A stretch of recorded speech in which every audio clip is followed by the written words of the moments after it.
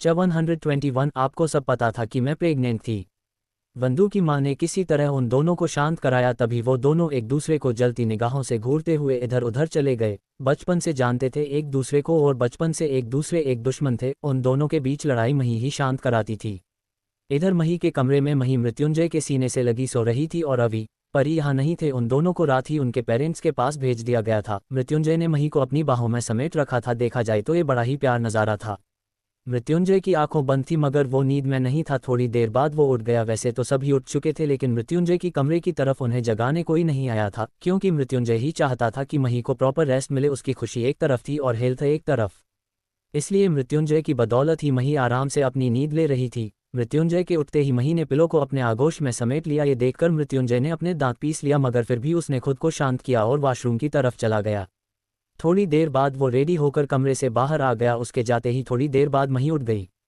इधर मृत्युंजय उस होटल के बेसमेंट में आया था। वहां एक आदमी बेहोश स्ट्रेचर पर लेटा हुआ था। वहां विवान, संजय, रॉकी और अभिषेक थे। मृत्युंजय ने आते ही उस शख्स को देखा। रॉकी ने कहा, बॉस मैडम की मेडिसिन इसी शख्स ने बदली थी मगर ये नहीं बता रहा है कि इसे ऐसा करने के लिए किसने किया है। हाँ, कल रात मृत्युंजय को पता चला गया था कि मही की मेडिसिन के साथ छेड़छाड़ की गई थी, इसलिए तो उसने मही को उसकी मेडिसिन खाने नहीं दी। मृत्युंजय ने कहा, आज़ाद कर दो इसे। इतना कहकर वो वहां से चला गया। यहाँ रॉकी बाकी सब की तरफ देखने लगा तो सबने अपना सिर हिला दिया। वो कि कुछ बोलता तो भी मरता और कुछ न बोलता तो भी मरता, लेकिन मरता जरूर। हॉल में मही मल्टी कलर के लहंगे में बीच में बैठी थी और उसके आसपास सब बैठे हुए थे। इधर मृत्युंजय मही के पास बैठा था। उसके एक ग्रीन कलर का कुर्ता पहना था। मही के हाथों में मेहंदी लग रही थी। वो अपनी चमकती आंखों से अपनी मेहंदी को देख रही थी। मेहंदी तो मृत्युंजय को भी लगनी थी लेकिन उसे लगाने की हिम्मत किसी में नहीं थी, इसलिए विवान ने ही मही का नाम उसके हाथों में लिख दिया था। मृत्युंजय को ये फंक्शन और ये शादी सब एक ड्रामा लगता था। उसके लिए ये सब बकवास थी, लेकिन सिर्फ मही की वजह से वो सब कुछ बर्दाश्त कर रहा था। प्यार और लत ये दोनों ही वजह थी कि वो मही की बात सुन लेता था। वंदू ने भी अपने दोनों हाथों में भर भर कर मेहंदी लगाई थी। उसे इन चीज़ों का कुछ ज़्यादा ही शौक था। निकिता, आर्या भी विवान और संजय के साथ बैठकर अपने हाथों पर मेहंदी लगवा रही थी। अभिषेक, आदि, अक्षय और शुभ, अन्नी सब एक तरफ बैठे सबके मुंह देख रहे थे। उनके लिए ये फंक्शन बड़ा बोरिंग हो गया था क्योंकि इसे बंगाली रिचुअल के हिसाब कर रहे थे, जहां सिंगल लड़के नहीं जा सकते थे, इसलिए वो बेचारे एक तरफ बैठे हुए थे। शीतल, वंदू और नेहुल उन सबको देखकर मुस्कुरा रही थी। इधर अभिजय भी उन्हीं के पास बैठा मही को देख रहा था। उसे देखकर अन्नी ने कहा, क्या बात है भाई, तुम इतने उदास क्यों बैठे हो? इस पर शुभ बोला, उदास नहीं देवदास, मेरी बहन से शादी करने के सपने जो देख रहे थे अब टूट गए हैं। अन्नी ने मन ही मन बदबुदाते हुए कहा, कितने लोगों के सपने टूट गए मामा, आपकी वजह से अच्छा हुआ मैं पहले ही सुधर गया, वरना ये सब एंजॉय भी नहीं कर पाता। शुभ की बात सुनकर अभी ने उसे घूर कर देखा और कहा, अब मेरे दिल में दोस्ती से ज़्यादा कुछ नहीं है। तो आदि ने अपनी उमड़ती हंसी को कंट्रोल करते हुए कहा, अच्छा और कब से? अभी उसके होठों पर आती थोड़ी थोड़ी मुस्कुराहट को देखकर अपने दांत पीसते हुए बोला, बस अभी से। इस पर शुभ ने उसके कंधे पर हाथ रखते हुए कहा, अरे भाई दिल छोटा नहीं करते तो क्या हुआ, आप मेरी दी से आपकी शादी नहीं हुई, मेरी दूसरी दी वंदू दी से शादी कर लीजिए, इनडायरेक्टली आप मेरे जीजू तो बन ही जाओगे। वंदू का नाम सुनकर अभी चौंकते हुए कहा, वॉट शादी, और वो भी उस वंदू से कभी नहीं। तो अक्षय बोला, लेकिन प्रॉब्लम क्या है, देखिए न कितनी खूबसूरत है वो, कितना अच्छा मुस्कुराती है, और सबसे बड़ी बात बचपन से जानते हो तुम, तो और क्या चाहिए। उसकी बात सुनकर एक पल के अभी वंदू को देखने लगा जो मुस्कुराते हुए शीतल से बात कर रही थी, मगर फिर कुछ सोचकर वो हड़बड़ा गया और बोला, कभी नहीं, मुझे अपनी बीबी के मुंह से प्यार भरी बातें सुननी है, गालियां नहीं, इसलिए मैं उस लड़की वंदू से शादी नहीं करूंगा। इतने में वंदू पीछे से टोकते हुए बोली, क्या शादी, वो भी इससे और वो भी मैं? वंदू की आवाज़ सुनकर वो सब चौंक कर उसकी तरफ देखने लगे, जहां वो घूरते हुए उन सबको देख रही थी। वो अभी की तरफ इशारा करते हुए बोली, मैं किसी बंदर से शादी कर लूंगी मगर इससे नहीं करूंगी। तो अभी ने कहा, अच्छा ही है, तुम बंदर से शादी कर लो, वही तुम्हारे लायक है। तो वंदू ने उसे गुस्से से कहा, कम बोलो मोटू, वरना तुम्हारा मुंह तोड़ दूंगी, जैसे बचपन में तोड़ा था वो तुम ही वहां आ गई, वरना उसी दिन तुम्हारा क्रियाक्रम कर देती। वंदू की बात सुनकर आदि ने शुभ से कहा, इन दोनों की लड़ाई तो आर्या और संजय भैया से भी एक लेवल ऊपर की है, अगर ये एक दूसरे के साथ रहे तो पक्का किसी न किसी का मर्डर तो हो ही जाएगा। शुभ ने पूरी सहमति के साथ अपना सिर हाँ में हिला दिया। इधर अभी का खून वंदू की बात सुनकर खोलने लगा। वो उठते हुए बोला, तुम्हें तो मैं बताता हूँ कि कौन किसका मुंह तोड़ेगा। अभी को अभिषेक और अक्षय ने पकड़कर बैठा लिया और अन्नी ने कहा, वंदू दीदी आप इनकी बातों पर ध्यान मत दो, आप जाओ ना, बड़ी मामी को आपकी जरूरत होगी। इस पर वंदू उसे घूरते हुए वहां से चली गई और अभी झल्ला की बोला, इस लड़की की किसी दिन अपने हाथों से मार डालूंगा। तो शुभ ने कहा, हूँ आज तक उन्हें टच तक कर नहीं पाए, मारने की बात कर रहे हैं, इससे पहले कि आप कुछ करो वो आपका किस्सा उससे पहले ही खत्म कर देंगी। शुभ की बात सुनकर अभि ने अपने दांत पीसते हुए कहा, तुम्हें लोगों के जले पर नमक छिड़कने में कुछ ज़्यादा ही मज़ा आता है। तो शुभ तिरछी मुस्कुराहट के साथ बोला, बहुत। मेहंदी का फंक्शन भी शाम तक चला था। इस बीच अवि और परी दोनों आपस में लगे थे। मही के हाथों में मेहंदी लगी थी। तभी मृत्युंजय वहां से उठा और खाने के स्टॉल के पास गया। मही की नज़र मृत्युंजय पर ही थी। उसे समझ नहीं आया कि वो अचानक गया क्यों। फिर खाने के पास जाता देख उसे लगा कि शायद उसे भूख लगी होगी। थोड़ी देर बाद मृत्युंजय खाना लेकर उसके पास बैठकर बोला, खाना खा लो। इस पर मही ने कहा, मगर मुझे भूख नहीं लगी। तो मृत्युंजय ने एक चावल और सब्जी को मिक्स करते हुए कहा, तुम्हें दवाई लेनी है बीबी, इसलिए खाओ। उन्हें देखकर आर्या और निकिता ने भी उन्हें खाना लेने के लिए भेज दिया। इधर मृत्युंजय मही के होठों के पास ले आया तो मही ने खाना खा लिया। इधर ये देखकर निर्मल जी देवराज से बोली, आपका बेटा कुछ ज़्यादा ही बदल गया है अपनी बीबी के लिए। इस पर देवराज जी मुस्कुराकर बोले, हाँ तो ये तो अच्छी बात है ना। निर्मल पहले तो मुस्कुरा दी, फिर कुछ सोचकर उनकी मुस्कुराहट गायब हो गई। वो बोली, मृत्युंजय मही के लिए कुछ ज़्यादा ही प्रोटेक्टिव है, इतना नहीं होना चाहिए। इस पर देवराज जी उनकी तरफ देखते हुए बोले, क्या मतलब। तो निर्मल जी ने उनकी तरफ देखा और कहा, देव आप समझ नहीं रहे हैं मैं क्या कह रही हूँ। मृत्युंजय बदल तो गया है मगर उसकी कुछ आदतें वो उसी मुसीबत में डाल सकती है। वो मही को लेकर इतना ओवर पॉसेसिव है कि वो उसके खिलाफ एक ऊंची आवाज़ तक नहीं सुनता और उसे कहीं जाने भी नहीं देता। मही जब से हमारे घर आई है तब से अपने घर बहुत कम ही गई और रुकना तो मुश्किल से हुआ है उसका। तुम समझ रहे हो ना मैं क्या कहना चाह रही हूँ। भले ही मही को अभी इन सब से प्रॉब्लम ना हो लेकिन आगे चलकर नहीं होंगी ये हम नहीं कह सकते। बस मृत्युंजय इतने पर ही रुक जाए, उसका पागलपन अब और ना बढ़े वरना परेशानी मही को ही होगी। वो सभी कह रही थी मृत्युंजय की प्यार में बहुत अच्छाइयाँ थी कि वो उससे कुछ ज़्यादा ही प्यार करता था, लेकिन वो कहते न थी हर चीज़ की बेकार होती है और मृत्युंजय की मोहब्बत तो उसकी लत बन चुकी थी। इसलिए वो हद से ज़्यादा ही मही को कंट्रोल करने लगा था। वो उससे एक पल के लिए दूर नहीं जाता था और न उसे जाना देता था। शाम तक मेहंदी का फंक्शन चला। कल शादी थी इसलिए सब जल्दी ही अपने कमरे में आराम करने चले गए। मही और मृत्युंजय की शादी बंगाली रस्मों के साथ हो रही थी, इसलिए मही ने शादी तक के लिए अपने हाथ में लाल और सफ़ेद चूड़ियाँ पहनी थी। ये शंखपोला की रस्म थी। रात के वक्त ईशा मही के कमरे में आई थी। मही ने उसे देखकर अंदर बुला लिया तो ईशा ने कहा, नहीं भाभी मुझे बस आपको ये गिफ्ट देना था फैमिली की तरफ से। मही ने मुस्कुराकर उसे वो गिफ्ट ले लिया। तभी ईशा ने कहा, भाभी मुझे कल बताना जरूर कि इसमें क्या था। मही उसकी एक्साइटमेंट देखकर हंसकर बोली, ठीक है मैं अभी इसे खोल लूँगी। तो ईशा ने मुस्कुराकर हाँ में सिर हिला दिया और वहाँ से चली गई। मही ने उस गिफ्ट को बेड पर रखा और फिर अपने लंबे बालों को एक चोटी बनाने लगी। उस पर हल्दी कुछ ज़्यादा ही निखार चढ़ा था। कमरे की लाइट में उसका चेहरा हीरे की तरह चमक रहा था। मही एक बार खुद को मिरर में देखकर बेड पर बैठ गई और उस गिफ्ट को खोलने लगी। उसमें कुछ पेपर थे। मही ये देखकर खुद से बोली, गिफ्ट में पेपर्स कौन देता है। मही ने उन पेपर को पढ़ा तो एक पल के लिए उसकी धड़कन तेज हो गई। फिर अगले ही पल उसे कुछ याद आ गया और वो नासमझी से उन पेपर को देखने लगी। ये तो उस लड़की की रिपोर्ट्स हैं न, फिर ये ईशा की फैमिली मुझे क्यों भेजेंगे। मही ने उसे वहां रख दिया। फिर उनमें से दूसरा पेपर उठा लिया। उसमें सब कुछ ठीक था लेकिन उसकी नज़र एक जगह जाकर रुक गई। वो बर्शन पेपर थे और सबसे बड़ी वजह इन पेपर पर मृत्युंजय के सिग्नेचर थे। मही उन सिग्नेचर को देख रही थी। उसने दोबारा से पूरी रिपोर्ट पढ़ी। उसमें उसका नाम लिखा था। वो ओबर्शन पेपर थे और इस ओबर्शन की मंजूरी मृत्युंजय ने खुद दी थी। सब कुछ पढ़ने के बाद मही की आंखों से एक बूंद आंसू सरक कर गालों पर आ गया। उसका ऑपरेशन होने वाला था, वो भी मृत्युंजय की सहमति से। रात के वक्त मृत्युंजय कुछ देर बाद अपने कमरे में आया। उसने अपनी नज़रें घुमाई तो मही खिड़की के पास खड़ी थी। वो अपने दोनों हाथ बांधे बाहर की तरफ देख रही थी। उसे जैसे दरवाज़ा खोलने की आवाज़ सुनाई न दी हो। मृत्युंजय को मही को देखकर कुछ अजीब लगा। वो उसकी तरफ बढ़ते हुए बोला, बीबी। तो मही का जैसे ध्यान टूटा। वो मुड़कर उसे देखने लगी। मृत्युंजय जब एक कदम उसकी तरफ बढ़ा तो मही एक कदम पीछे हो गई और बोली, मैं थक गई हूँ, कल सुबह बात करते हैं। मृत्युंजय के कदम मही के पीछे होने पर ही रुक चुके थे। उसकी नीली आंखों में मौजूद सारी सॉफ्टनेस गायब हो चुकी थी। मही उसके बराबर से जाने को हुई तो मृत्युंजय ने उसका हाथ पकड़ लिया और उसे अपने सामने करते हुए कहा, क्या हुआ है बीबी। इस पर मही ने उसे देखा और कहा, क्या आप मुझे कभी कुछ बताते हैं। नहीं न, फिर उम्मीद कैसे कर सकते हैं कि मैं आपको सब कुछ बताऊं। मृत्युंजय ने मही को देखने लगा जिसके चेहरे पर गुस्सा था और दर्द भी। उसे गुस्सा तो आया था लेकिन मही का चेहरा देखकर उसने खुद पर काबू कर लिया और कहा, मैंने जवाब मांगा है, सवाल नहीं क्या हुआ है। इस पर मही ने उसका हाथ अपने हाथ से छुड़ाया और कहा, बहुत कुछ हुआ है मिस्टर मीरानी। हैरानी की बात है इतना कुछ करने के बाद भी आपके चेहरे पर एक शिकन तक नहीं है। मही की बातें मृत्युंजय को समझ नहीं आ रही थी जो उसका चेहरा साफ जाहिर कर रहा था। इधर मही ने बेड के एक तरफ रखी रिपोर्ट को उसके हाथ में रखते हुए कहा, ये क्या है। मृत्युंजय ने उन पेपर को देखा। वो पहली लाइन पढ़कर समझ गया कि ये कौन सी रिपोर्ट है। उसके एक हाथ की मुट्ठियां आपस में कसकर बंद थी। उसने मही की तरफ देखा जो अपनी लाल नम आंखों से उसे देख रही थी। मृत्युंजय ने उन रिपोर्ट्स को अपनी मुट्ठी में भरते हुए कहा, तो तुम्हें इन रिपोर्ट्स पर यकीन है?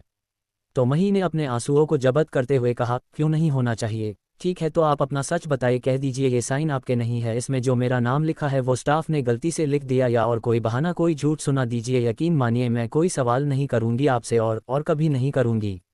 मही का गला रुंधा हुआ था। मृत्युंजय चुप था, लेकिन उसके जबड़े भींचे हुए थे और उसकी चुप्पी मही का गुस्सा बढ़ा रही थी। अब उसके आंखों की नमी बाहर आ चुकी थी। उसने अपने आंसू पोंछते हुए धीमी आवाज में उसकी आंखों में देखते हुए कहा, आपको सब पता था कि मैं प्रेग्नेंट थी? आपको श्री आंटी ने सब बताया था, फिर भी आपने मुझे कुछ नहीं बताया। और मेरा ऑपरेशन क्यों किया? शिव, आप मुझसे प्यार करते हैं न? फिर मेरी इतनी बड़ी खुशी आप मुझसे कैसे छीन सकते हैं? इस पर मृत्युंजय ने उसकी बात काटते हुए सख्त लहजे में कहा, मैंने ऐसा कुछ नहीं किया। तो मही ने चीखते हुए कहा, मगर कराने वाले तो थे ना? अगर मेरा मिसकैरेज नहीं हुआ होता तो आप करा चुके होते। आप मुझे बता क्यों नहीं देते कि आखिर आप चाहते क्या है? आपने आज तक जो किया मैं सब भूल कर आगे बढ़ गई, लेकिन अब नहीं। आप मेरी परमिशन के बिना मेरा ऑपरेशन कराने वाले थे। क्यों? अगर आप बच्चा नहीं चाहते थे तो आपको मेरे करीब आना ही नहीं चाहिए था। अपनी रिपुटेशन बचाने के लिए शादी की थी ना आपने, तो बाद डाइवोर्स दे देते। मही की बात सुनकर मृत्युंजय ने गुस्से से कहा, शट अप। उसकी गुस्से भरी आवाज सुनकर मही खामोश होकर उसे देखने लगी। मृत्युंजय ने उसकी बाजुओं को पकड़ा और अपने करीब खींचते हुए कहा, आज़ाद होने के सपने देख रही हो बीबी? तो भूल जाओ कि तुम मुझसे दूर जा सकती हो।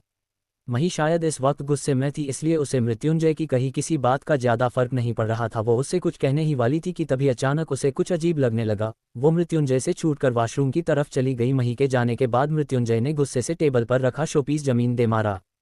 इधर अंदर मही वॉश बेसिन के पास खड़ी थी। उसकी आंखें पल पल धुंधली हो रही थी। उसने पानी के छींटे अपने मुंह पर मारे। उसकी आंखें लाल थी। वो कुछ पल अपनी आंखें बंद करके खड़ी रही थी। उसे यकीन नहीं हो रहा था कि मृत्युंजय उसका ऑपरेशन कराना चाहता था। असल में तो वो मृत्युंजय से इस बारे में कुछ पूछना ही नहीं चाहती थी। वो तो पहले श्री से बात करना चाहती थी, क्योंकि उसे इतना तो अंदाजा था कि मृत्युंजय ऐसे ही इतना बड़ा फैसला नहीं लेगा।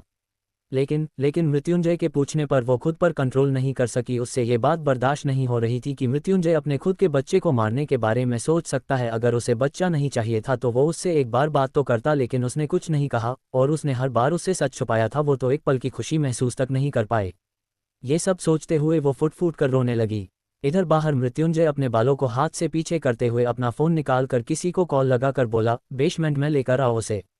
उसकी नीली आंखें बेहद सर्द थी और चेहरे पर कोई एक्सप्रेशन नहीं था, लेकिन उसके दिमाग में इस वक्त कुछ खतरनाक चल रहा था। बस इस कमरे से बाहर निकलने की देरी थी। उसने खुद को शांत किया। फिर उस अचानक श्री की कही बात याद आने लगी। वो वॉशरूम के दरवाजे की तरफ गया और अपना हाथ मारते हुए बोला, बीबी ओपन द डोर। अगर तुमने डोर नहीं खोला तो मैं ये दरवाजा तोड़ दूंगा।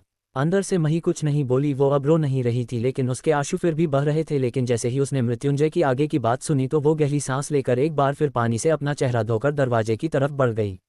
मही डोर खोलकर बाहर आई तो मृत्युंजय ने उससे शांति से कहा, आर यू ओके? उसकी बात सुनकर मही उसे देखने लगी। उसके आंखें नम अभी भी थी। उसने मृत्युंजय की किसी बात का जवाब नहीं दिया और वहां से जाने लगी। तभी मृत्युंजय ने उसका हाथ पकड़ लिया और कहा, तो अब यकीन नहीं है तुम्हें? इस पर मही ने रुआंसी आवाज में कहा, अगर यकीन नहीं होता तो अब भी आपके साथ नहीं होती। इतना कहकर उसने अपना हाथ छुड़वाया, मगर मृत्युंजय ने नहीं छोड़ा। खुद आगे बढ़ गया। उसने उसे अपनी गोद में उठा लिया और उसे बेड की तरफ ले आया। उस पर आराम से लेटाकर उसे ब्लैंकेट से कवर करते हुए उसके फॉरहेड पर किस करते हुए कहा, सो जाओ बीबी, तुम्हें आराम की जरूरत है। मैंने क्या किया और क्यों किया ये कल के बाद पता चल जाएगा। बेशक वो उसकी फिक्र कर रहा था, लेकिन उसकी आवाज में सख्ती थी जो मही को अच्छी नहीं लग रही थी। उसका मन इस वक्त जोर जोर से रोने का कर रहा था, लेकिन मृत्युंजय के सामने वो रोना नहीं चाहती थी। मृत्युंजय वहां लाइट ऑफ करके वहां से चला गया। मही उसके जाते ही अपना चेहरा पिलो में छुपा कर रोने लगी। ये इंसान अब भी उसके लिए किसी पहेली से कम नहीं था। वो दर्द भी खुद देता था और मरहम भी। मैंने सोचा ऑपरेशन के बारे में दिखा देना चाहिए। पहले मैं माहिक और मृत्युंजय का सच बाहर लाने वाली थी, मगर फिर मैंने सोचा ये दिखा देते हैं। आज का चैप्टर कैसा लगा कमेंट करके बताना। 122 नैना देवान इज डेट मृत्युंजय की बेरुखी शादी। रात का वक्त। मृत्युंजय अपने कमरे से निकलकर सीधे बेसमेंट में आया था, जहां ईशा, दीपक, विवान और संजय पहले से थे। ईशा पहले तो बहुत खुश थी कि मृत्युंजय ने उसे बुलाया था, लेकिन मृत्युंजय के चेहरे पर गुस्सा देखकर वो सहम चुकी थी। मृत्युंजय उन ईशा के सामने जाकर खड़ा हो गया। ईशा अपनी नजरें झुकाकर खड़ी हो गई। खैर ये कोई पहली बार नहीं था। वो हमेशा से मृत्युंजय से डरती आई थी। जितना तो उसे देवराज जी ने नहीं लगता था, इतना डर उसे मृत्युंजय से लगता था। विवान ने कहा, जय सब ठीक है ना? मृत्युंजय ने ईशा से कहा, वो गिफ्ट तुम्हें किसने दिया था? इस पर ईशा ने वैसे ही धीमी आवाज में कहा, कौन सा गिफ्ट भाई? पीछे से एक गार्ड वही गिफ्ट लेकर आया जो ईशा ने मही को दिया था। वो खुला हुआ बॉक्स देखकर ईशा ने कहा, ये तो आशुतोष भैया ने दिया था आपकी और भाभी का वेडिंग गिफ्ट था, कोई प्रॉब्लम हुई है क्या भाई? इस पर मृत्युंजय ने कहा, सुधर जाओ ईशा, बिना सोचे समझे करने की तुम्हारी आदत हो गई है। ईशा मृत्युंजय की बात सुनकर चुपचाप खड़ी रही, उसे तो ये समझ नहीं आ रहा था कि उसकी गलती क्या है। तभी विवान ने कहा, ईशा जाओ अपने कमरे में जाओ। ईशा ने ज़्यादा सवाल जवाब नहीं किया, वो वहां से चली गई। उसके जाने के बाद दीपक ने मृत्युंजय से कहा, भैया क्या मेरे भाई ने कुछ किया है? देखिए मैं उनकी तरफ से माफ़ी मांगता हूँ। इस पर मृत्युंजय ने अपना फ़ोन निकालकर उसमें एक नंबर डायल करते हुए अपनी सर्द आवाज़ में कहा, तुम्हारे भाई को गिफ्ट देने का कुछ ज़्यादा ही शौक है और आज ये शौक वो हमेशा के लिए भूल जाएगा। फिर उधर से उसने किसी से कहा, नैना देवान की बॉडी उसके भाई के पास पार्सल कर दो और उसके सारे कारनामों की लिस्ट मीडिया को दे दो। मेक श्योर कि नैना देवान कल ही हाईलाइट होनी चाहिए। मृत्युंजय की बात सुनकर विवान, संजय और दीपक तीनों के होश उड़ गए। दीपक के पैरों से तो जैसे किसी ने जमीन खींच ली। भले ही वो जानता था कि उसकी बहन गलत थी, मगर फिर भी अपनी बहन की मरने की बात वो कैसे बर्दाश्त कर सकता था? वही विवान और संजय इसलिए हैरान रहे क्योंकि मृत्युंजय पहली बार किसी को एक्सपोज करने के लिए कह रहा था और नैना देवान के कारनामे ऐसे थे कि अगर वो मीडिया में आते तो देवान फैमिली की रिपुटेशन को धूल में मिलने से कोई नहीं रोक सकता था। मृत्युंजय ने अपनी बात कहकर फ़ोन रख दिया। इधर दीपक बोला, भैया मैं जानता हूँ मेरी बहन गलत है, लेकिन तो मृत्युंजय उसकी आंखों में देखते हुए बोला, अगर इन सब का असर ईशा पर पड़ा दीपक देवान, तो मैं तुम्हें जिंदा दफन कर दूंगा। मृत्युंजय के ठंडे लहजे में कही बात दीपक को खामोश कर गई, लेकिन वो अभी भी अपनी फैमिली के लिए परेशान हो रहा था। उसने अपने आंसुओं को दबा लिया और कहा, ईशा को कोई कुछ नहीं कहेगा, आप फिक्र मत कीजिए। जो कुछ हुआ उसमें ईशा की गलती नहीं है और आपकी भी नहीं है। इन सब की जिम्मेदार खुद नैना दी है, मगर भाई होना बुरा लगता है। इतना कहकर वो वहां से चला गया और इधर विवान बोला, जय हुआ क्या है, तुमने अचानक ये फैसला कैसे ले लिया? इस पर मृत्युंजय ने सिगरेट को जलाकर आने होठों के बीच रखते हुए कहा, विवान मुझे सवाल ज़्यादा पसंद नहीं है। तो संजय ने कहा, लेकिन मृत्युंजय, उद्धरण चिन्ह। इस पर मृत्युंजय ने उसे अपनी नीली आंखों से देखा और कहा, मुझे कुछ देर अकेले रहना है। विवान और संजय ने एक दूसरे की तरफ देखा और फिर वो वहां से चले गए। इधर मृत्युंजय सामने देखते हुए बोला, तुम पछताओगे आशुतोष देवान। अगले दिन मही बेड पर अकेली सो रही थी। वो अचानक चौंक कर उठी। वो कुछ देर तक तो बैठी रही, फिर एक गहरी सांस लेकर अपनी दूसरी तरफ देखा। मृत्युंजय यहाँ नहीं था। मही ने टाइम देखा तो 4 बज रहे थे। इसका मतलब वो कल पूरी रात यहाँ आया नहीं था। मही कमरे से बाहर आ गई। ये होटल बहुत बड़ा था, अब वो मृत्युंजय को इतने बड़े होटल में कहाँ ढूंढेगी। वो वापस अपने कमरे में आ गई और अपने आंखों के नीचे आए पानी को साफ करते हुए वॉशरूम की तरफ चली गई।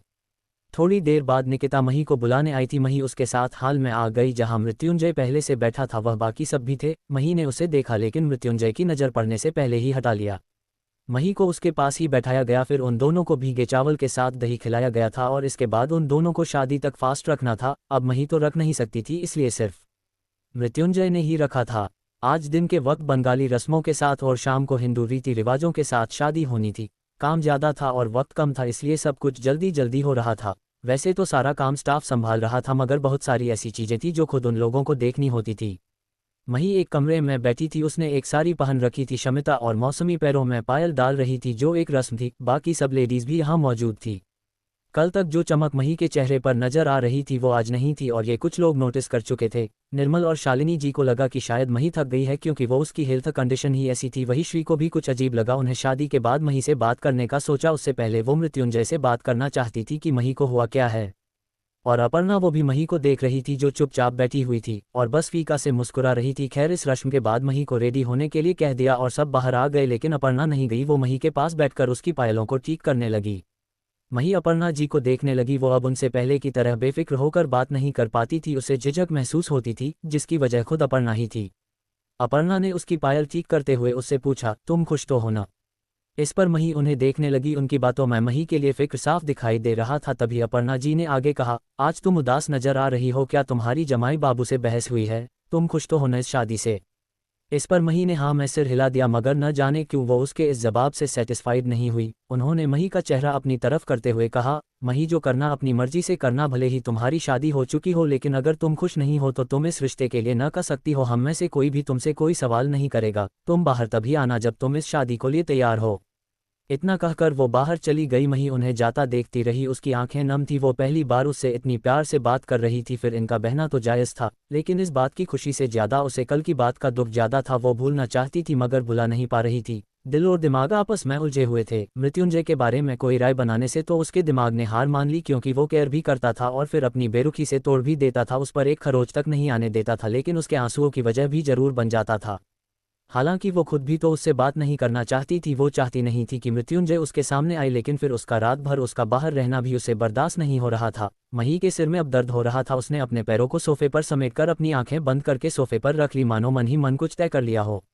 इधर बाहर सभी लेडीज ने बागली स्टाइल में साड़ी पहनी थी, क्योंकि अभी का ड्रेस कोड यही था। निकिता और आर्या को इस तरह की साड़ी में बहुत प्रॉब्लम हो रही थी, लेकिन वो एक्साइटेड भी बहुत थी। ईशा, शीतल और नेहुल भी उनके पास ही खड़ी थी। वो सब आपस में ही अपनी बातों में लगे थे। वो सब मही की वजह से रुकी थी। जब काफ़ी देर बाद भी मही बाहर नहीं आई तो शालिनी ने अपर्णा जी और मही की पीसी की तरफ देखते हुए कहा, मही आई नहीं, अब तक हम लेट हो जाएंगे। तभी अपर्णा जी ने कहा, शायद वो नहीं आएगी। अपर्णा जी की बात सुनकर शालिनी जी और निर्मल दोनों उन्हें देखने लगे। उन्हें अपर्णा जी की कही बातों का मतलब बिल्कुल समझ नहीं आया। इधर पीसी भी अपर्णा जी की बात सुनकर उन दोनों की तरफ देखते हुए हिचकिचाकर मुस्कुराते हुए बोली, मुझे अपर्णा से कुछ जरूरी बात करनी है। वो उसे अपने साथ एक कोने में लेकर चली गई और बोली, अपर्णा, ये लोग मही के ससुराल वाले हैं और तुम क्या कह रही इनसे।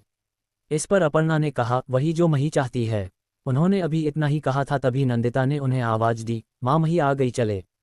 उसकी बात सुनकर अपर्णा और पीसी दोनों की नज़र मही पर चली गई। मही ने एक रेड बंगाली स्टाइल में साड़ी पहनी थी। उसके आईब्रो के ऊपर सफ़ेद कुमकुम से बहुत ही खूबसूरत डिज़ाइन बनाई गई थी और हाथों में लाल सफ़ेद चूड़ा था। बालों में मोर मुकुट को बांधा था और नीचे चोटी कर दी थी। वो उन्हीं सबकी तरफ आ रही थी। वो मृत्युंजय से नाराज थी, गुस्सा थी, मगर वो उसकी मोहब्बत थी, ऐसे ही नहीं छोड़ देगी उसे, फिर चाहे रीजन कुछ भी हो। रिश्ता जुड़ चुका था हमेशा के लिए, वो उसका पति था और हमेशा रहेगा। उसे शादी से कोई प्रॉब्लम नहीं थी।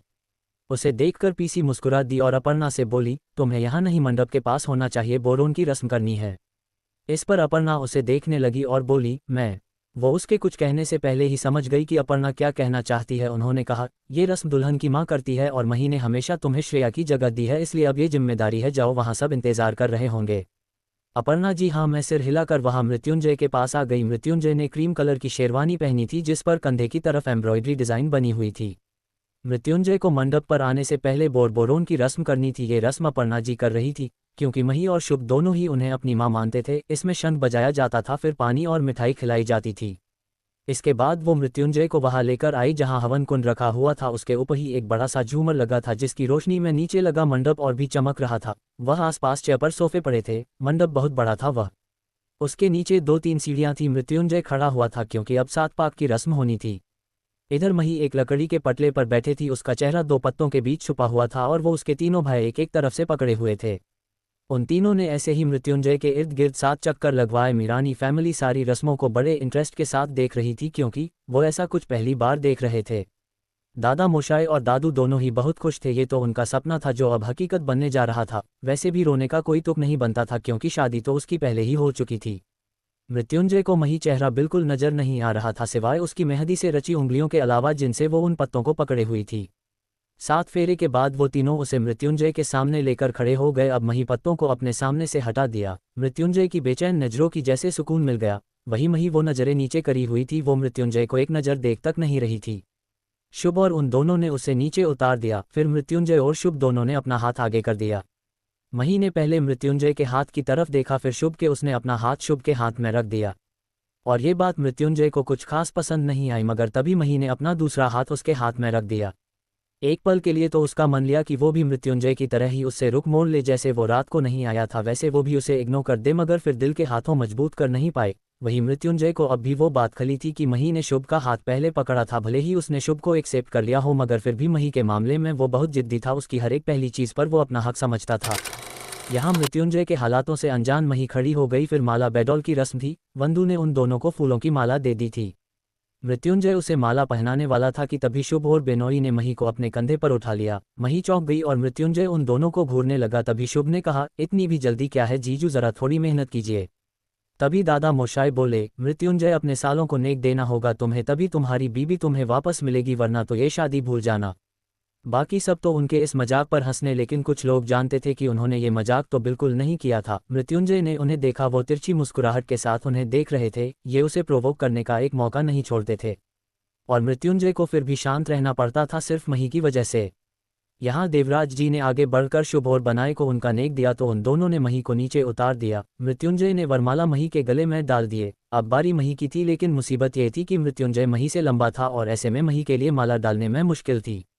वो मृत्युंजय को देखने लगी। तभी मृत्युंजय ने अपना सिर झुका लिया। शुभ और बनाए आगे बढ़े थे। मही की मदद करने के लिए वो रुक गए और मुस्कुरा कर पीछे हट गए। इधर निर्मल जी भी कुछ कहने वाली थी, वो भी फिर चुप हो गई और मही वो तो हैरान रह गई, मगर फिर उसने वो माला मृत्युंजय के गले में डाल दिया। थोड़ी देर बाद वो दोनों हवन कुंड के सामने बैठे हुए थे। मही अपने दोनों पैरों को समेटे बैठी थी। दीपक इस शादी में नहीं था, वो इंडिया आ चुका था क्योंकि उसकी बहन का अंतिम संस्कार होना था जैसा मृत्युंजय ने कहा था। नैना देवान आज हर न्यूज़ चैनल पर छाई हुई थी। नैना शोभिता को मारने के बाद इतने सालों में क्या कर रही थी, कहाँ रह रही थी, वो सब दिखाया जा रहा था। और ये भी कि वो एक लड़के के मरने की वजह बनी थी। हालांकि वो लड़का यानी कि शोभित के बारे में कुछ भी नहीं बताया गया था और न ही इन सब में मीरानी परिवार या मृत्युंजय का कहीं नाम आया। नैना के कारनामों ने आशुतोष को भी दंग कर दिया था। उसे अब भी यकीन नहीं था कि उसकी बहन ऐसा कर सकती है।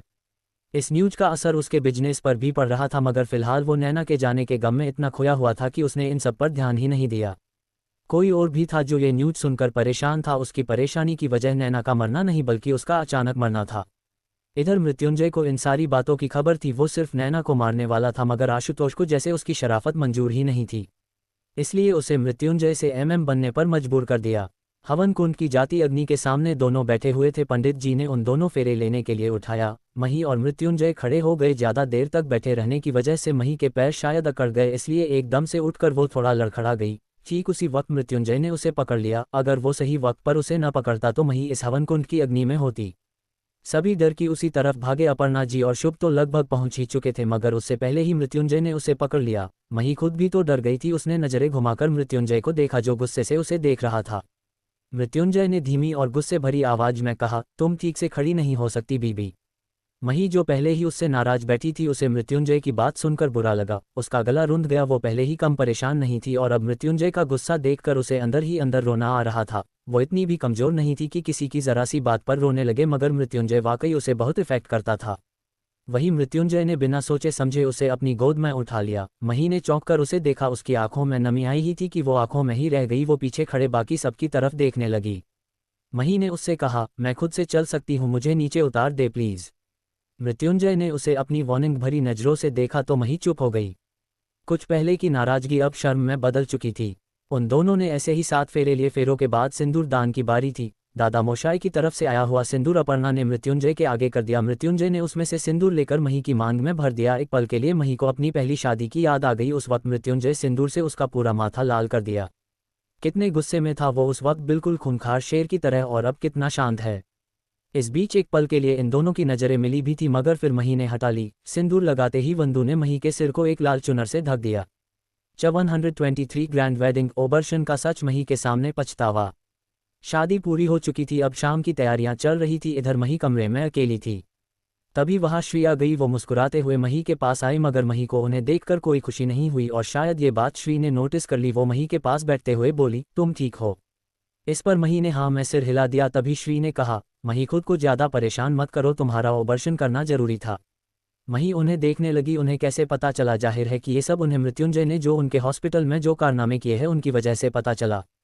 मही की रिपोर्ट्स हॉस्पिटल से गायब हुई थी। जरूरी बात यह कि आशुतोष को मही के मिसकैरेज के बारे में ईशा से पता चला था, और ये भी कि ये बात मही नहीं जानती। ईशा ये सब उसकी बीबी और उसकी माँ को बता रही थी और वही आशुतोष ने सुन ली थी।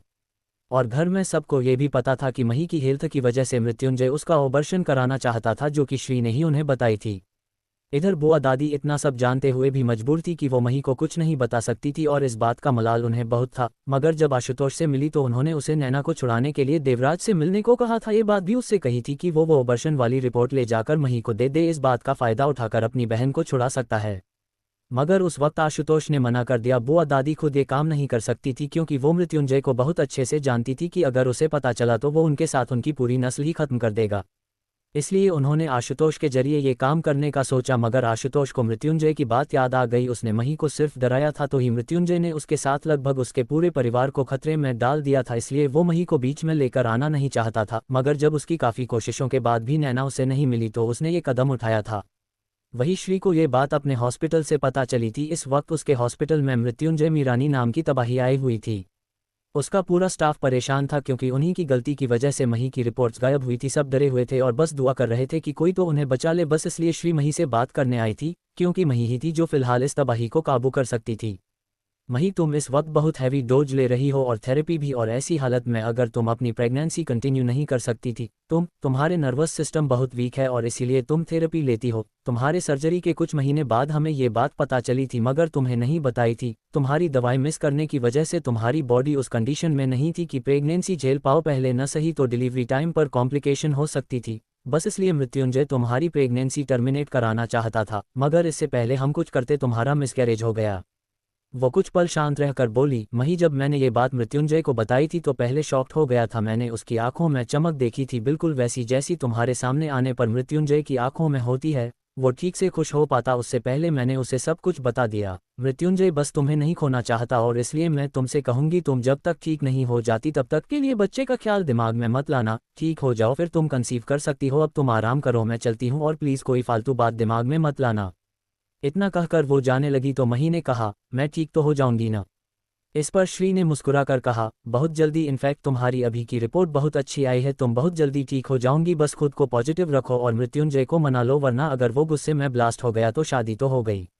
उनकी बात सुनकर मही के चेहरे पर छोटी सी हंसी खेल गई। उसने हाँ में सिर हिला दिया। श्री वहां से चली गई। इधर मही उनके जाने के बाद रिलैक्स हो गई, लेकिन जैसे ही उसे कल की बात याद तो उसने अपनी आंखें बंद करके अपने सिर पर हाथ रख लिया। वो खड़ी हो कि बेचैनी से इधर उधर घूमने लगी। कल बहुत ज्यादा ही कह गई। हालांकि ये बात तो उसे कल ही रियलाइज हो गई थी, लेकिन अब ज्यादा फील हो रही थी। वो खुद से बोली, आह मैं ऐसी क्यों हूँ, मुझे चुप रहना चाहिए था। सही कहती है दादी, मैं गुस्से में कुछ भी बोल जाती हूँ, लेकिन सिर्फ मेरी गलती नहीं है, उनकी भी तो गलती थी। जब मैंने कहा था कि कल बात करेंगे तो क्या जरूरत थी मुझसे पूछने की। लेकिन जो भी हो मुझे इतना नहीं कहना चाहिए था। अब क्या करूँ, क्या वो मुझसे नाराज होंगे? वो तो होंगे ही, मैंने कहा भी तो कितना कुछ था। मही को अब गिल्ट हो रहा था, इसी वजह से वो कल उससे कोई सवाल नहीं करना चाहती थी, मगर मृत्युंजय के बार बार पूछने पर वो खुद पर कंट्रोल नहीं कर पाई। ये जानते हुए भी कि मृत्युंजय जो भी करता था उसके पीछे कोई ना कोई रीजन होता था, वो निराश होकर सोफे पर बैठ गई। काश कि उसे कुछ पता ही नहीं चलता तो वो अपना इतना स्पेशल डे कभी खराब नहीं करती। ये सब सोचते हुए मही ने अपनी आंखें बंद कर ली और धीरे धीरे नींद में चली गई। उसके सोते हुए कमरे का डोर खुला और मृत्युंजय अंदर आया। वो किसी जरूरी काम से आया था, लेकिन जब उसकी नज़र मही पर पड़ी तो वो रुक गया। वो सोते हुए किसी स्लीपिंग ब्यूटी से कम नहीं लग रही थी। उसने उसके मांग में लगे सिंदूर को देखा, फिर धीरे धीरे उसकी नज़र उसके चेहरे पर जाकर रुक गई। मृत्युंजय के कदम खुद ब खुद उसकी तरफ बढ़ गए। उसने मही के गले से उसके सारे नेकलेस निकाल दिए, क्योंकि वो बहुत हैवी थे और अभी भी मही को उससे परेशानी हो रही थी। उसके सारे गहनों को निकालकर उसने उसे बेड पर ले जाकर लेटा दिया और ब्लैंकेट से कवर करके उसके चेहरे को देखते हुए बोला, तुम कुछ भी कहना था, लेकिन दूर जाने की बात नहीं करनी चाहिए थी बीबी। मृत्युंजय मही के गुस्से को, उसकी हर एक बात को आराम से बर्दाश्त कर सकता था। बस एक चीज़ थी जो उसे ट्रिगर करती थी और वो था उसका दूर जाना। अगर मही ठीक होती तो मृत्युंजय उसे दूर जाने का मतलब अच्छे से समझाता, लेकिन बस बात यही थी कि मही उसके गुस्से को इस वक्त झेल नहीं सकती थी और वो उसे और कोई ट्रॉमा देना नहीं चाहता था, वरना उस वक्त गुस्सा उसे बहुत आया था। लेकिन फिर भी मृत्युंजय ने खुद को कंट्रोल कर लिया और इसलिए वो रात भर नहीं आया था। वो जोश में होश खोने वालों में से नहीं था। मृत्युंजय उठा और कबर्ड की तरफ आ गया। वो कोई फाइल ढूंढ रहा था। तभी मही की आंख खुल गई। उसने मृत्युंजय को देखा जो शायद कुछ ढूंढ रहा था। उसने पीछे से उसे आवाज देकर कहा, आप कुछ ढूंढ रहे हैं? इस पर मृत्युंजय ने मुड़कर उसे देखा। वो उनीदी लहजे में थी, उसकी आंखें नींद भरी थी। मृत्युंजय ने उसे देखते हुए कहा, हम मेरी फाइल। तो मही ने आगे बढ़कर कहा, आपको नहीं मिलेगा, हटिए मैं निकाल देती हूँ। मृत्युंजय साइड हट गया। जब से मही उसके कमरे में आई थी तब से उसकी सारी चीजें उसे मिलती ही नहीं थी सिवाय कपड़ों के। वो किसी न किसी तरह से मही पर डिपेंड था। मही ने उसकी फाइल निकालकर उसे दे दी। वो फाइल लेकर उसमें कुछ पढ़ने लगा। इधर मही उसे देखने लगी। वो अपने उंगलियों को आपस में मरोड़ रही थी। उसने अपना गला साफ करते हुए कहा, आपने खाना खा लिया? इस पर मृत्युंजय ने फाइल को देखते हुए कहा, हम। मही अपने लफ्ज ढूंढ रही थी कि वो कैसे मृत्युंजय से बात करे। उसने एक गहरी सांस ली और कहा, वो श्री आंटी मेरे पास आई थी, उन्होंने मुझे सब बताया। मही की बात सुनकर मृत्युंजय ने फाइल बंद कर दी और उसे देखने लगा। मही की नज़रें झुकी हुई थी, इसलिए उसे नहीं पता कि मृत्युंजय उसे देख रहा था। आपको मुझे बताना चाहिए था, मैंने कल आपसे पूछा था मगर आपने। उद्धरण चिन्ह। मृत्युंजय ने उसकी बात पूरी होने से पहले ही अपनी फाइल को सोफे पर फेंक कर उसे अपने पास खींचते हुए कहा, तुम्हें मुझसे ज्यादा सब पर भरोसा है बीबी? इस पर मही ने उसे देखा और न में सिर हिलाते हुए कहा, नहीं ऐसा नहीं है मैं। तो मृत्युंजय ने उसके होठों पर उंगली रखते हुए कहा, ऐसा ही है बीबी, तुम्हें उन पेपर पर यकीन था, श्री आंटी पर भी यकीन है सिवाय मेरे? हाँ। मही ने कुछ नहीं कहा, वो बस चुप हो गई। उसने अपना सिर झुका लिया। उसकी गलती थी, उसे यकीन करना चाहिए था, लेकिन ऐसा भी नहीं था। वो बस गुस्सा हो गई थी, वरना मृत्युंजय से ज्यादा उसे किसी बात पर भरोसा नहीं था। अगर श्री आंटी तुम्हें कुछ नहीं बताती तो तुम मुझसे दूर जाने वाली थी, है न बीबी? मही सिर झुकाकर उसकी बात सुन रही थी। तभी मृत्युंजय को अपने हाथ पर मही के आंसू गिरते हुए महसूस हुए। मृत्युंजय ने उसका चेहरा ऊपर किया तो मही की आंखें आंसुओं झिलमिला रही थी। मृत्युंजय ने उसके आंसू देखते हुए कहा, तुम मेरी कमजोरी फायदा बहुत अच्छे से उठती हो बीबी। और इतना कहकर उसने उसके आंसू पोंछ दिए तो मही ने बड़ी मासूमियत से कहा, अब मैंने क्या किया? उद्धरण चिन्ह। मृत्युंजय ने नम सिर हिलाते हुए कहा, कुछ नहीं। मृत्युंजय जाने लगा तो मही ने उसे रोक लिया और कहा, आप कहाँ जा रहे हैं? मृत्युंजय ने कुछ नहीं कहा, वो जाने लाग, लेकिन फिर कमरे से बाहर जाए कदम उसने बाद में रोक लिया और दरवाजे को बंद कर दिया। और मही, वो जो पहले उसे जाता देख उदास हो गई थी, अचानक उसे कमरा बंद करता देख नासमझी से उसे देखने लगी। मृत्युंजय उसकी तरफ बढ़ने लगा और मही अपने कदम पीछे की तरफ के जाने लगी। वो पीछे का बद से जा लगी। जब उसके पास पीछे जाने का कोई रास्ता नहीं बचा तो उसने मृत्युंजय से कहा, आप कहीं जा रहे थे? बड़ी मासूमियत से मही ने ये सवाल किया था। मृत्युंजय ने उसकी बार पलक झपकती आंखों में देखते हुए उसके पास ही कबर्ड पर अपना हाथ रखते हुए कहा, हम लेकिन अब मेरा मूड बदल गया। इससे पहले मही कुछ समझती मृत्युंजय ने अपनी एक उंगली से उसका चेहरा ऊपर किया और उसके होठों पर अपने होठ रखकर किस करने लगा। मही एक पल के लिए उसे देखने लगी, फिर अपनी आंखें बंद करके उसकी किस में शामिल हो गई। उसके दोनों हाथ जो नीचे थे वो धीरे धीरे मृत्युंजय के गले में पहुंच गए। रात का वक्त हो चुका था और बाहर हॉल में शादी की सारी तैयारियां हो चुकी थी। इधर मही अपने कमरे में सो रही थी। पीसी और अपर्णा जी उसके कमरे में आई ये देखने के लिए कि मही तैयार हुई कि नहीं। वो जैसे ही कमरे के अंदर पहुंची तो वो दोनों एक दूसरे को हैरानी से देखने लगी। कुछ देर में शादी शुरू होने वाली थी और मही अपनी नींद पूरी कर रही थी। वो ब्लैंकेट में लिपटी हुई आराम से सो रही थी, जैसे मानो सारी नींद आज ही पूरी कर लेगी। वो दोनों उसके पास आए और पीसी मही को जागते हुए बोली, मही, मही उठो। मही मुड़कर दूसरी तरफ घूमकर अपनी बिना आंखें खोले हुए कहा, सोने दीजिए शिव, मैं बहुत थक गई हूँ। इस पर पीसी और अपर्णा जी दोनों ही एक दूसरे को देखकर मुस्कुराने लगी, मगर तभी बाथरूम का डोर खुला और मृत्युंजय बाहर आया। उसे देखकर अपर्णा और पीसी एक दूसरे को देखने लगी, क्योंकि दादा मोशाय ने दोनों को अलग अलग कमरे दिए थे शादी तक। फिर मृत्युंजय यहाँ क्या कर रहा था, और मृत्युंजय को तो जैसे कोई फर्क ही नहीं पड़ रहा था। वो उन लोगों को नासमझी से देखने लगा। तभी पीसी ने कहा, जमाई बाबू, वो हम यहाँ मही को उठाने आए थे, शादी का टाइम हो रहा है, पंडित जी इंतजार कर रहे होंगे। इस पर मृत्युंजय ने कहा, तो करने दीजिए। तो अपर्णा जी ने कहा, जमाई बाबू मुहूर्त शुरू हो गया, देरी नहीं कर सकते, मही को जगाना पड़ेगा। इस पर मृत्युंजय ने कहा, कोई जरूरत नहीं है, शादी कल उसी मुहूर्त पर हो जाएगी। इतना कहकर मृत्युंजय वहां से चला गया और अपर्णा जी उसकी बात सुनकर हैरान रह गई। मतलब मही की सिर्फ नींद के लिए शादी पोस्टपोन करने के लिए तैयार था। इधर मही, जिसकी नींद पीसी के जगाने की वजह से कच्ची हो गई थी, वो इन आवाज़ों पर उठ गई। उसने अपनी आंखें खोलकर देखा। उन दोनों को देखकर वो अपनी आंखें मसलते हुए बोली, आप दोनों इस वक्त यहाँ क्या कर रही है? इस पर पीसी ने कहा, मही तुम्हें वक्त का पता भी है, भूल गई, तुम्हारी शादी है आज। तो मही ने आराम से कहा, हाँ पीसी, मगर वो रात को और अभी तो। वो घड़ी की तरफ नजर डालते हुए चौंक कर बोली, 7 बज गए। तो अपर्णा बोली, हाँ 7 बज गए, अब उठो भी जल्दी करो। मही ने ब्लैंकेट हटाया और जल्दी जल्दी उठकर वॉशरूम की तरफ भाग गई और जाते जाते उन दोनों से ये कहते हुए भी गई, आप दोनों थोड़ा जल्दी नहीं आ सकते थे? उन दोनों ने अपना सिर हिला दिया। इधर मृत्युंजय दूसरे कमरे में अपने लैपटॉप में बिजी था। इन दोनों को आज के लिए अलग अलग कमरे में कर दिया था। ये दादा मोशाय ने किया था, लेकिन मृत्युंजय ने जैसे कसम खा रखी थी कि वो उनकी कोई बात नहीं मानेगा। उसके कमरे में विवान आया। वो तैयार था, उसने एक थ्री पीस सूट पहना था। वो मृत्युंजय को देखकर बोला, जय, रेडी जाओ, पंडित जी ने तुम्हें बुलाया है। इस पर मृत्युंजय हाँ में सिर हिलाते हुए लैपटॉप साइड रखकर रेडी होने चला गया। बाहर अभिषेक केशव से कुछ बात कर रहा था। सिक्योरिटी का ध्यान रखना, वैसे तो अब शायद जरूरत नहीं पड़ेगी, लेकिन फिर भी तुम खबरदार रहना। केशव ने सिर हिला दिया और वहां से चला गया। उसके जाते हो अभिषेक भी मुड़कर जाने लगा। तभी दूसरी तरफ से आती शीतल उसे आवाज देकर रोकते हुए बोली, अभिषेक। अभिषेक उसकी आवाज सुनकर रुक गया और उसे देखने लगा। शीतल उसके पास आए और बोली, ये लिस्ट दी पंडित जी ने, जरूरी सामान है, आपकी मॉम ने कहा कि मैं इसे आपको दे दूं। इस पर अभिषेक ने वो लिस्ट उससे ले ली और कहा, ठीक है, मॉम से कहना कि 5 मिनट में सब कुछ आ जाएगा। इतना कहकर वो वहां से चला गया और शीतल कुछ पल उसे देखकर वहां से चली गई। निकिता और आर्या दोनों रेडी हो चुकी थी। उन दोनों ने लहंगा पहना हुआ था। वो बहुत खूबसूरत लग रही थी। आर्या और निकिता के साथ थी मही, जो इस वक्त खूबसूरती की मिसाल लग रही थी। मृत्युंजय, जिसकी नज़रें अभी कहीं और थी, वो जैसे ही उस पर गई तो फिर उसकी होकर रह गई। वो हर एक रूप में खूबसूरत थी, मगर आज कुछ तो अलग था। उसकी नज़र बस एक जगह जाकर अटक गई, उसकी नथ पर, जो मृत्युंजय की नज़रों को फिसलने ही नहीं दे रही थी। मही के चेहरे की चमक जो सुबह के वक्त नहीं थी, वो अब वापस आ गई थी।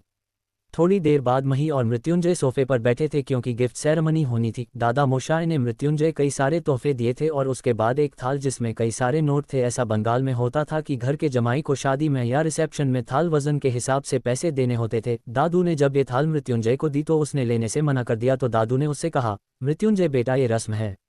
इस पर मृत्युंजय ने उस थाल में एक सिक्का उठाकर बाकी गिफ्ट के साथ रखते हुए कहा, रस्म पूरी हो गई, आप इसे ले जाए। मृत्युंजय की इस हरकत पर दादू दादा मोशाय को देखने लगे। उन्होंने भी मृत्युंजय को मनाने की कोशिश की थी मगर मृत्युंजय ने साफ इनकार कर दिया था। अब किसी ने कुछ नहीं कहा। मही भी मृत्युंजय की इस हरकत पर मुस्कुरा दी थी, उसे भी मृत्युंजय का ऐसा करना अच्छा लगा था। मही और मृत्युंजय का रोमांस जल्दी दिखाऊंगी, बस उसमें थोड़ा सा टाइम है।